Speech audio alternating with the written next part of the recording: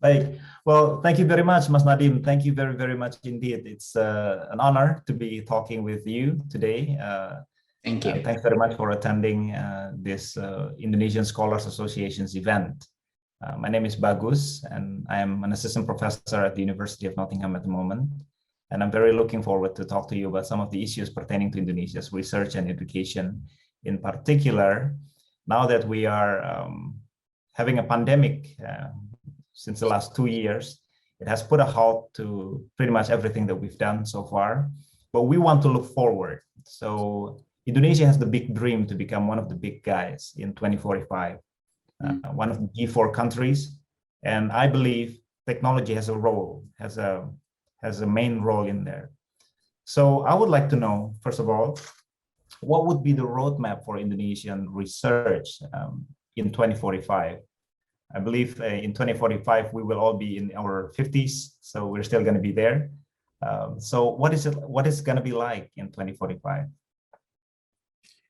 Well, that's a tall order to know what the world will be like in 2045.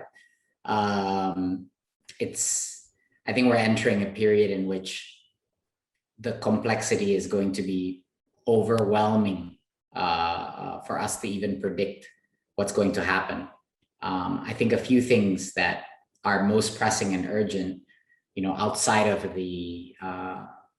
I guess the dawn of this era of pandemics. I do believe COVID is, only the first to happen. I think there will be more.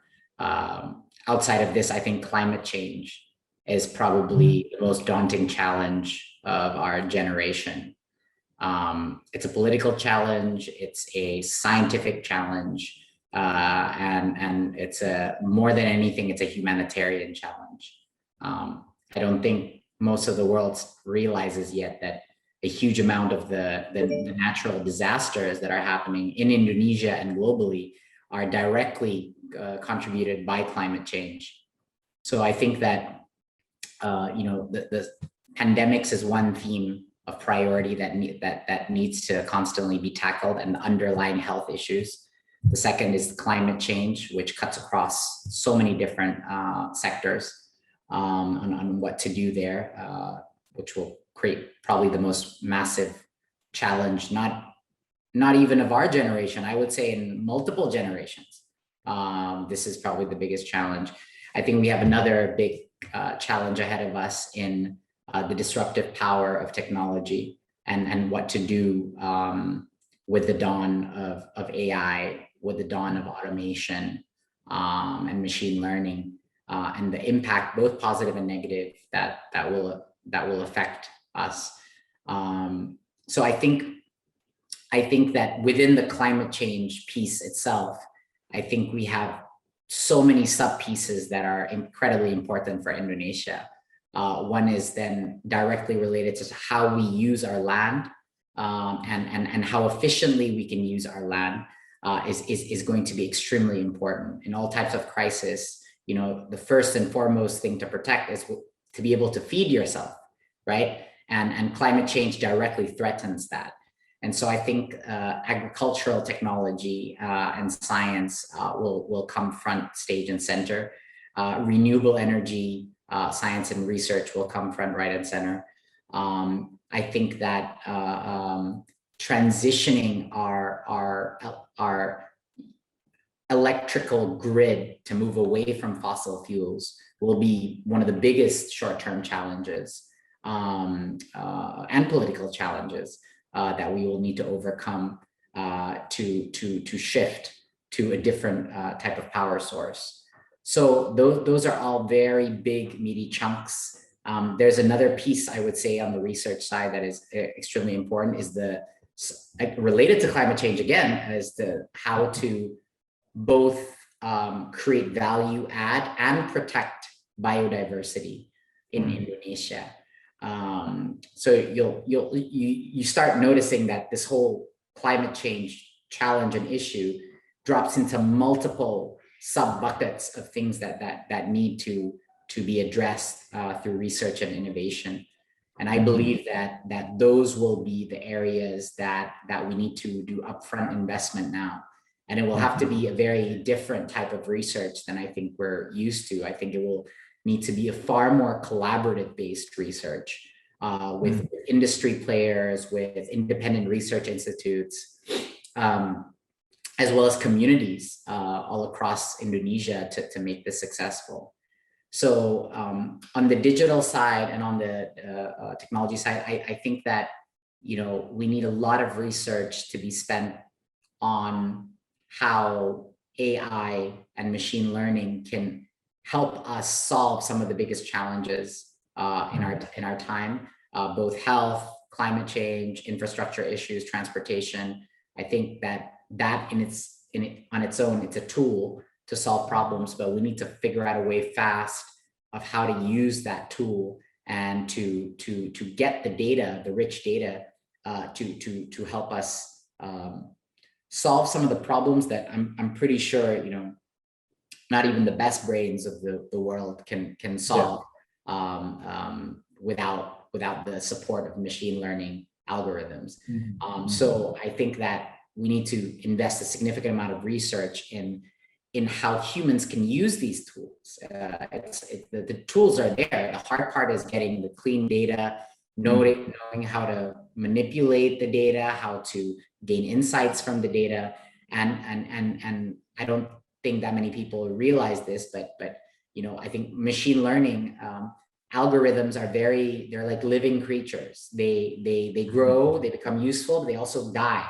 They get stale and they have to be refreshed. And so it's a very organic system that you need a lot of humans that have experience in dealing with these algorithms that can derive great value from them.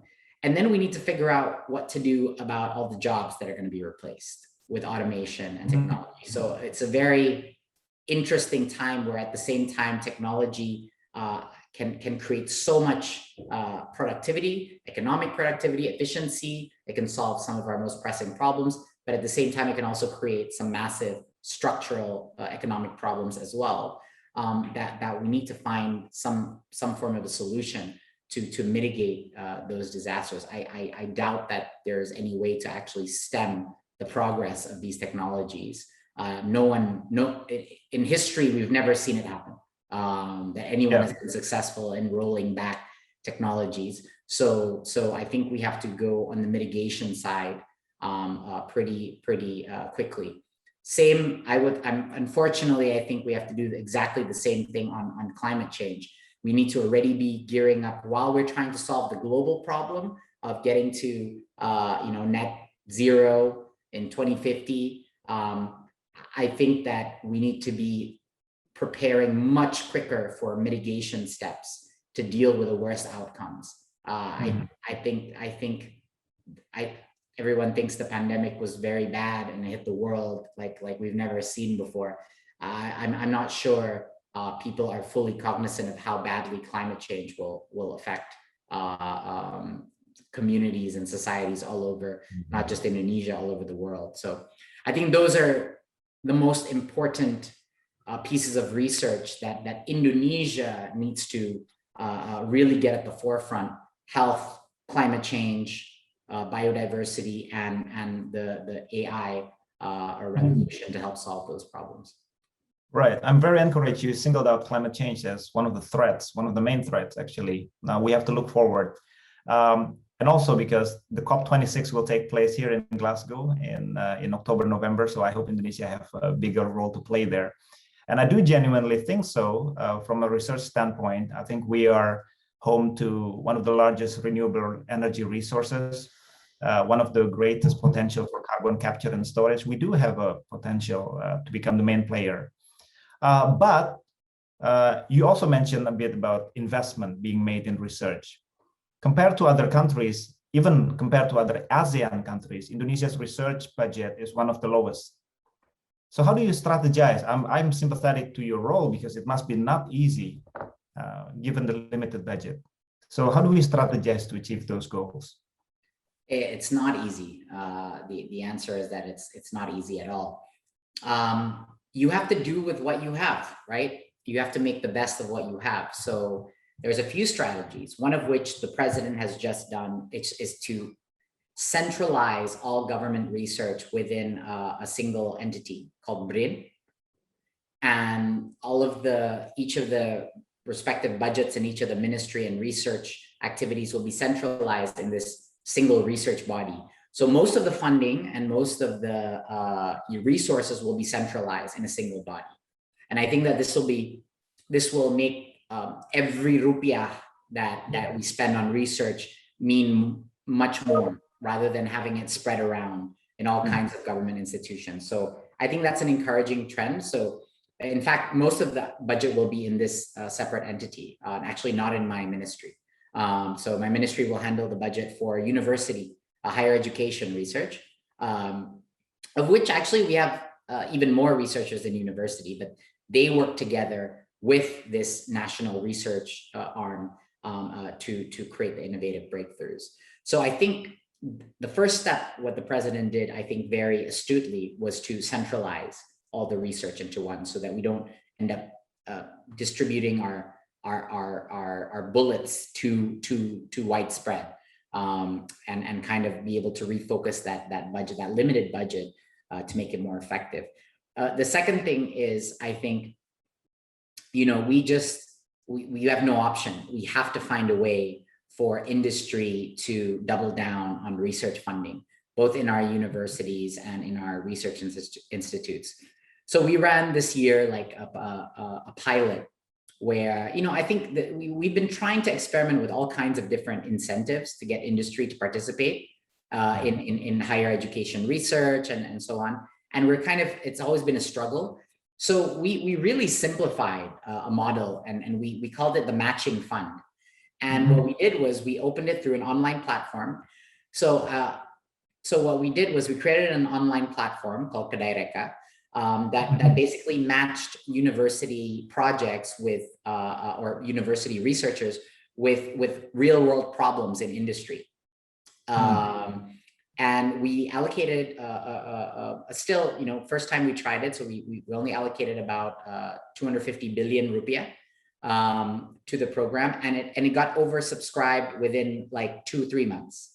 Okay, so what happened was we decided to go match 1 rupiah to 1 rupiah. So if anybody from industry gives 1 rupiah, the government will subsidize 1 rupiah to match it to do the funding. And so this proved to be, it was such a wake-up call that okay, if we are going to be distributing a research budget, having a third party, an external party, who may be a user, maybe an industry, maybe a research arm of a particular industry sector, it could be anything.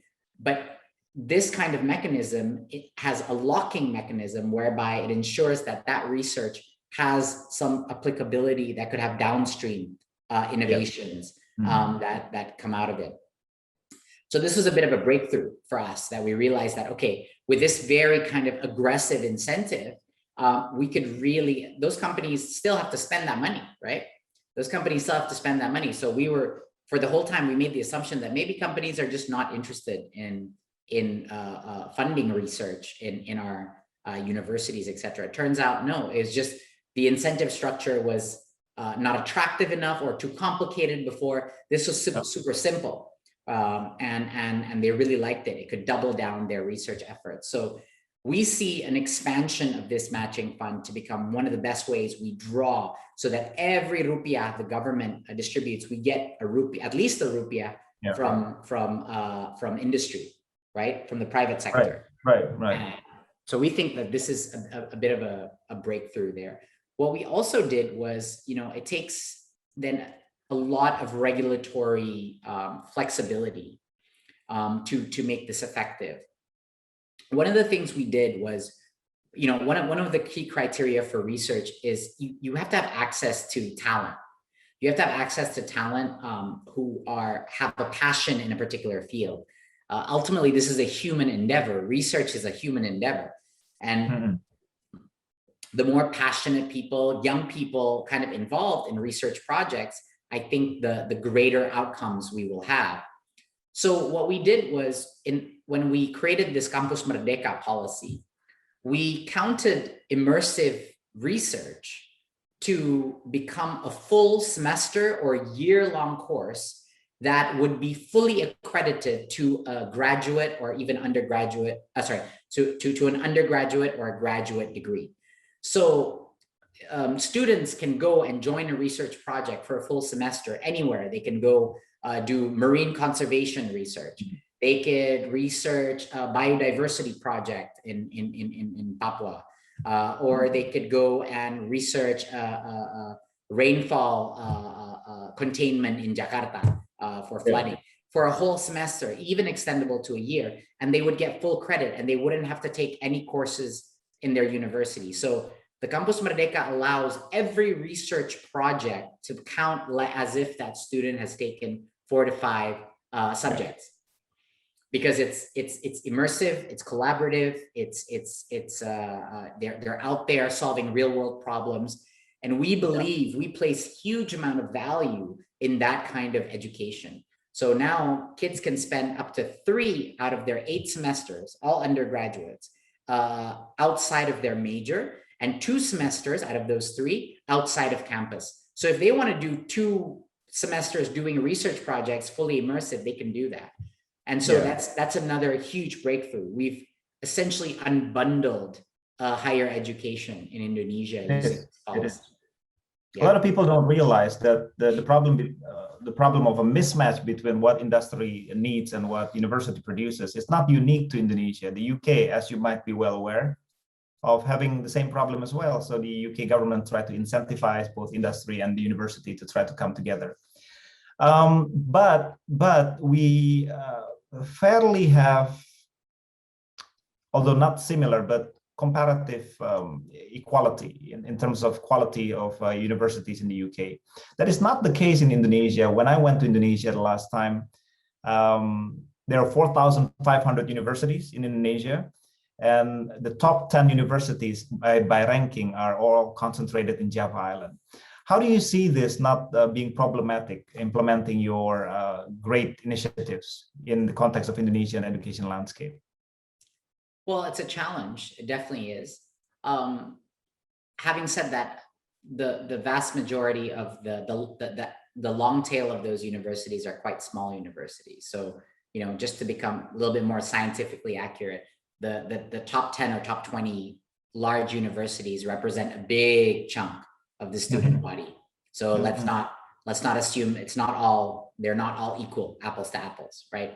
The top 20 universities represent like something like 25% of the whole university education. Well, correct me if I'm wrong, but I think it's roughly around that size. Right. So those are the big scale universities, and a lot of the bottom 2,000 universities are private universities that are quite small in terms of student numbers. Inequality in quality is something that all developing countries struggle with. So you cannot have, you know, a lot of people don't realize this, but you cannot have a fully equitable educational system when the economic situation is not equitable. This doesn't exist. You can have very egalitarian education systems when you have egalitarian societies. And so, you know, this is something that a lot of developing countries struggle with because they're already struggling with economic inequity to begin with. Now, having said that, obviously education can be a very powerful equalizer, right? Can be a very powerful equalizer. It does have that. I just wanted to put that caveat in front because I think it's important people realize that, you know, there is no developing country in the world with like an amazing education system. The economics of a country and their quality of their education system are always correlative and causative, both ways, right? It's like a very complex machine learning problem, right? Both affect each other. So there is no magic wand to suddenly say, okay, if I just in this poor country, if I make the schools amazing, this will suddenly turn into a rich country. That's not how it works. So don't forget that there's always a multivariable component to this problem. Now, what are the great equalizing things that education can do? Now, in higher education, one of the things that we started breaking down this problem in chunks. The problem is not just with higher education, it's also education because it's compounding from a very young age. But in higher education, one of the things that we just did was in the Campus Merdeka program, for example, the one where the first semester we ran this, 20,000 positions opened up in industry. 20,000 positions opened up in across more than, I think, 300 companies signed up. We've never had that record before. They're getting in 100 kids at a time. And what we did was, if we had just told universities to go find, so just to be clear, these are kids pursuing 6-month, full-time certified internships within organizations. So they're going to university in companies. Okay. Yeah. So another mega breakthrough that we've had.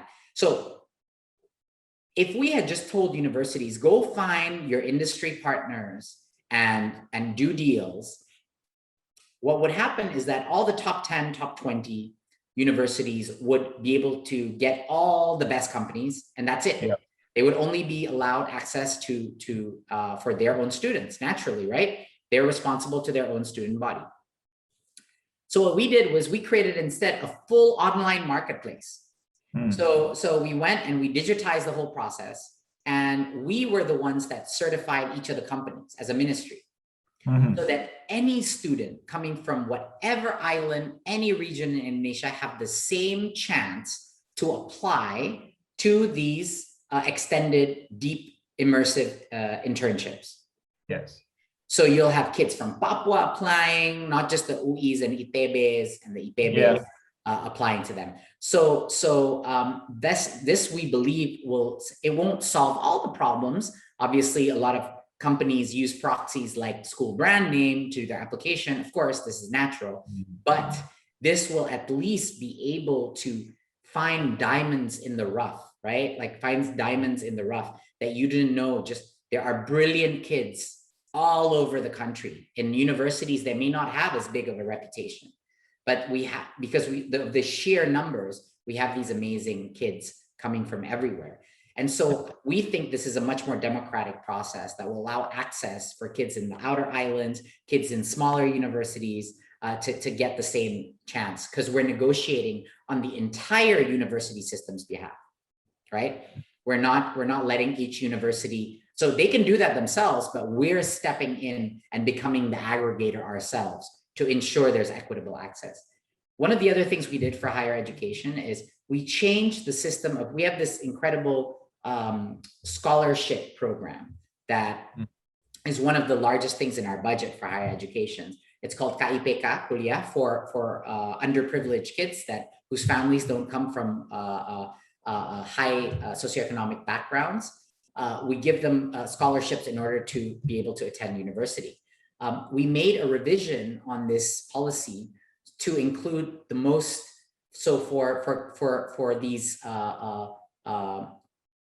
needy students that are coming from underprivileged backgrounds, if they get into high-rated degree programs, Prodi A, Prodi B, we give them a full ride scholarship, essentially. Before, it was very capped at a certain amount that was much less than the top university programs. So what was happening was you have this very discriminative, then the universities don't become need blind. The universities will cherry pick which ones to let in because they'll be effectively subsidizing the students if they are a recipient of this grant. So what we did was we made it truly need blind, and we increased the amount or the capacity to a full scholarship for the ones that were getting into the best programs, very often the most expensive programs. Yeah. We did this to ensure that these students that were that had very high achievements were getting into the best possible programs, because that's what will ensure maximum social mobility, instead of maybe a poor student going into a poor university and then graduating by earning a minimum wage, the same amount as a high schooler. That would be the worst scenario for all parties if that were to happen. And that happens all the time, right? Not just in Indonesia, and a lot of university systems that are big countries. So that is not the purpose of this scholarship. We want social mobility. In lower education, we did a bunch of things too. for the first time this year, we changed the calculation for how to calculate bantuan operasional sekolah. It's school funding that we send directly to schools from the central government. We changed the calculation to add a multiplier based on index kemahalan, or it's like a purchasing power index, right? And basically, before this, a child in Jakarta and a child in Papua would be counted as the same unit per child, how much we would pay schools. This makes no sense, because the cost of living, the cost of getting a product, the cost of delivering something to a Papua island, the cost of getting construction equipment in a Papua island is multiple times more expensive.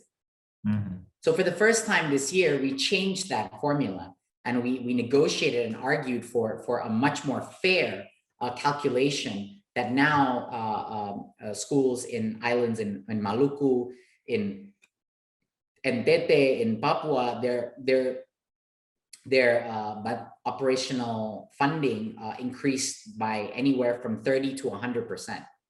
So truly new way, new philosophy that really we challenged the notion that uniformity does not equal, uniformity equals fairness, which it doesn't. It doesn't. Very often uniformity actually exacerbates inequalities. And that's why we wanted to make sure that we fix those factors. Yeah, when the first time I heard about your initiatives, it rang quite a bell in the UK, because some of the programs have been implemented here, and I was very encouraged to see it implemented in Indonesia. We call it placement programs.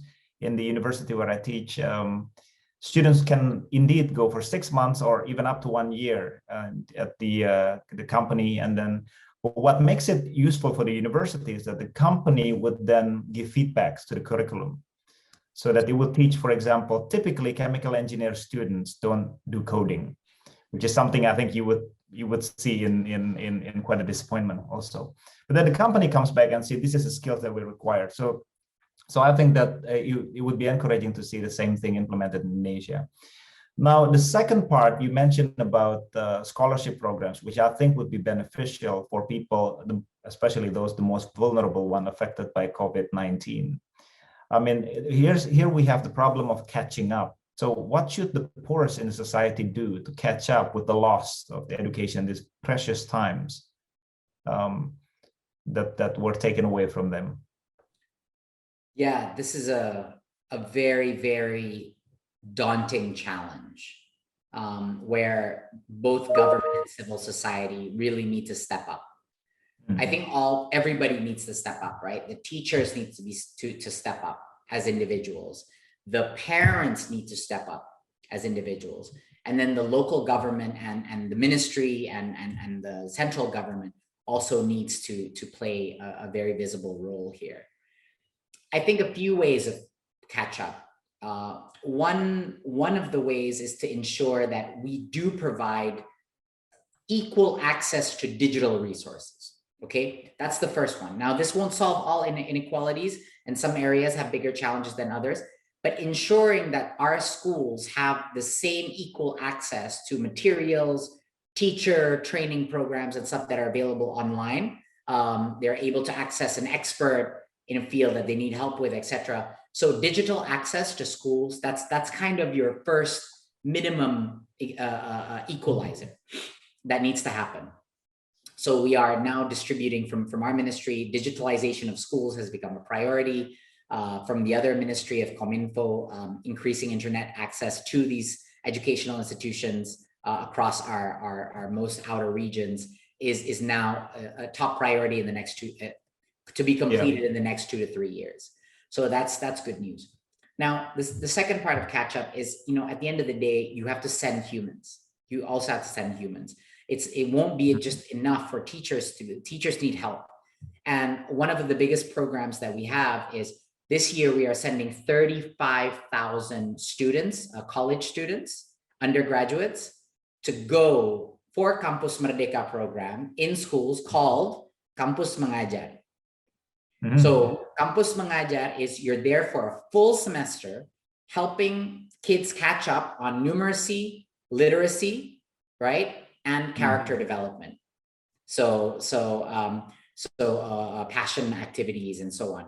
So we are going to be sending armies of talented students to help teachers do one-on-one tutoring for the students that teachers are not able to do, right? To help the students that are struggling the most or have fallen behind the most during this time to receive that extra coaching for free, and that's funded by us, the program. So we want this number to continue to increase. It's amazing, the demand for students, the demand to volunteer to this program has been. We had to cut a bunch of people. Only 50% we could let in because the program at that time we only had capacity for that much. But just the demand to help the next generation from our university students is incredible. We hear all amazing stories. So that's another part of our catch-up goal. The third kind of strategy, and probably the most important, is we really need to think through how we distribute high-quality teachers across the system. And how we, so this is going to be probably the most challenging and also the most highest impact activity we can do. How do we incentivize the best of our teachers to come and lead schools or teach in schools in the regions that are in most dire need to catch up? So there needs to be structural HR reform and how we incentivize teachers' careers on how they participate in the schools that need the most. It has to be like where you see in the Scandinavian countries, and even in countries like Singapore, teachers are fighting for positions to teach in less privileged schools because, one, it helps in their career, but two, it's a badge of honor for them. It's a badge of honor to be able to increase the quality of a school that may be struggling in certain areas. And so I think we're working on that right now, on instructional leadership distribution, on teacher mentor distribution, and that needs to be a core focus on playing this catch-up game. So equalizing digital access. Second point is sending extra reinforcements, students, university students, to help with tutoring. And third, I would say is redistribution of high quality teachers to these areas that are most affected. Wonderful. Now, the last topic I want to bring about, if I may, Mas Nadiem, is the role of diaspora. I just noticed that this would be aired to 700 participants who have registered for this event. And some of them can be clustered into what's so-called Indonesian diaspora. And I believe you yourself was once part of this group. And we've been wondering what our role might be. What do we do when we go home? Or if we don't even choose to go home? What do you think, especially students, and some of them are academics like myself? Oh, what can't you do?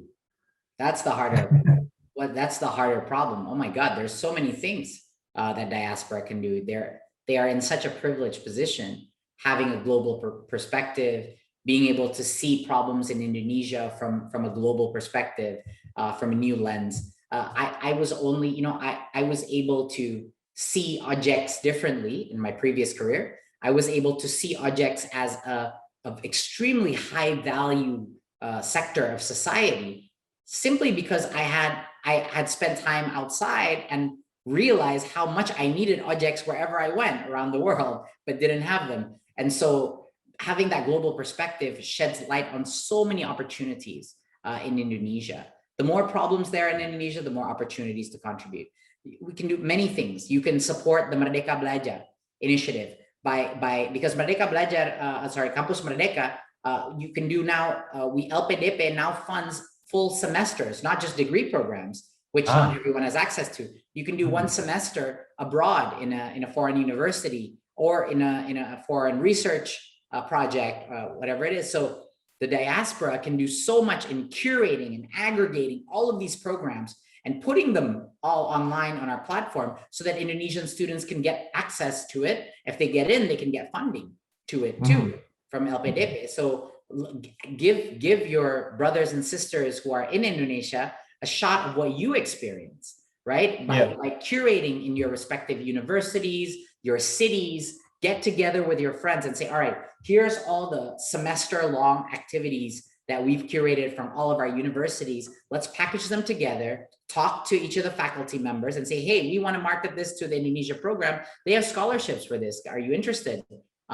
So being our duta-duta, you know, our representatives to spread this movement of Kampus Merdeka, that's one thing I think that would be incredible, incredibly helpful. Number two, you know, launching research programs with our local universities in collaboration with our local universities, or telling your faculty and research departments to look, Indonesia is the gold mine of research. Whatever you want to research, public health, climate change, renewable energy, marine conservation, biodiversity, you name it, we have it, right? Yeah, it's like a treasure trove of research. So launching research projects, collaborating with Indonesian researchers, with your own foreign institutions behind you, this is an incredible time to do so. And we'll find all kinds of ways to help. The government will find ways to help support it and fund it. These are things that we can really help. The matching fund, right? Doing it with an industry, using that as a matching fund. We have also an even bigger competitive fund now that basically funds project proposals by universities that want to do partnerships with, say, foreign universities. You want to create a joint degree or somewhat. We have an even bigger bucket of budget to do that. So if your foreign universities that you're affiliated with or research institutes want to do a joint project with a degree program in Indonesia, that's one of the things that will be of the highest priority to get funded. So launching these, building these bridges with our faculty in Indonesia. And guys, I mean, we have, it's not all very senior, you know, professors now in Indonesia. We have a growing young entrepreneurial set of academicians and researchers that are now very, very active and entrepreneurial as well. You know, it's not just, you know, there's always a stereotype associated. I think a lot of people with the academics are always very bureaucratic, etc. But that's not true. That's not what I've seen. I've seen a lot of daredevils in our campuses, a lot of risk takers that are willing to try new innovative ways of working. There's a young and very entrepreneurial generation of academics and researchers that I think would thrive with partnerships from your institutions and so on. So there's so many things to get involved in now with higher education and research. Just take your pick, whatever it is, but start moving. Start moving. Do something. Yeah. Right. I would like to share with you this. There are about 35, if I'm not mistaken, academics working in universities across the United Kingdom. Some of them are of higher position than I am at the moment. So with colleagues from Warwick University, Coventry University, UGM, ITB, IPB, we created this consortium. It's something that we owe much to your ministry. Pak Ali Gufron Mukti at the time gathered us together in 2017, 18, and 19, and from which we know each other. So in this consortium, we want to create a free movement zone of knowledge so that one day in the future, students and staff can freely teach and learn from each other. I think this is something that I'm very looking forward to collaborate with your ministry. I think we could strengthen some of the initiatives you mentioned, Merdeka Global, Campus Merdeka, and because some of us have positions in the universities whereby we can influence our policies. So honestly, if each and every one of those 35 members launched research projects in Indonesia, then the Campus Merdeka program would fund those research programs, and you would have top talent for free to do that research, but you at the same time are teaching those students. So they don't have to trade off their credit, and you don't have to trade off talent. So how amazing would that be if this consortium started launching these Campus Merdeka? So instead of a company, it's a research project. Oh, that it is, you recruit from. Yeah, you can do that. And you can do that independently. You can do that even if you do it under your heading of under this association. That association can count like an institution, right? And so you don't have to go one by one to the universities. You can just create your own and launch massive research projects and receive government support for it. So I have just one piece of advice. I'm very No, excited. it is very valuable. And we can relax much of the bureaucracy too. I would like to say though that this is much owing to the tremendous support from Indonesian embassy in London. Pak Desra Percaya has been instrumental in encouraging collaborations between Indonesian diasporas. I think we need more of that. So we definitely would like to collaborate more with your ministry and try to find a dialogue where to maximize the potential of these colleague of ours in the UK. Any way, yeah. any of you, as if you are academicians, any way that you can teach part-time in programs in Indonesia through Zoom or whatever, that would also be greatly appreciated. I just want to point that out. Like, please give back. Wonderful. In whatever shape or form your knowledge. Wonderful. Thank you very much. Well, one last thing. What would your message be to those watching here? I think most of them are students. And some of the most ordinary questions would be, what should they do? Should they come back? One of those really uninteresting questions. But looking forward, though, we've got a lot of lessons from pandemic. It took us back a little bit and then wonder what our position and role might be in Indonesia moving forward. This is a tremendous goal, 100-year Indonesia 2045. So what should we aiming at? I think my message is, it doesn't matter where you are, as long as you are contributing to your country, right? Even if you don't decide to go back to Indonesia, which I would definitely encourage you to come back to Indonesia because the opportunities are massive now. There's so much to fix here. But even if you don't, steer whatever you are doing towards Indonesia, right? Steer the research you're doing, steer the learning, share your learning with Indonesia as much as possible. So you can contribute from anywhere. I think the pandemic has taught us that. But make sure that Indonesia,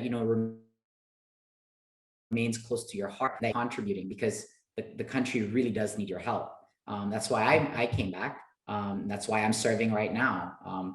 I would have been much more comfortable, much more, I think, less stressful staying in the private sector, but I chose not to. I chose the harder path because Indonesia, needs, I think, a new generation of leaders, and it needs the help of people that have global perspective, like you guys. So wherever you are, just contribute in your own way, but make sure you do. Make sure you do, because the country really needs you. Thanks for everything. But first and foremost, thank you for being present. It is one of a privilege to us to be able to interface directly with you. It is something that evokes some sense of nationalism within us. And I think that's a little bit of those would be good. Well, thank you very much again for your time. It's been, I do learn a lot from you.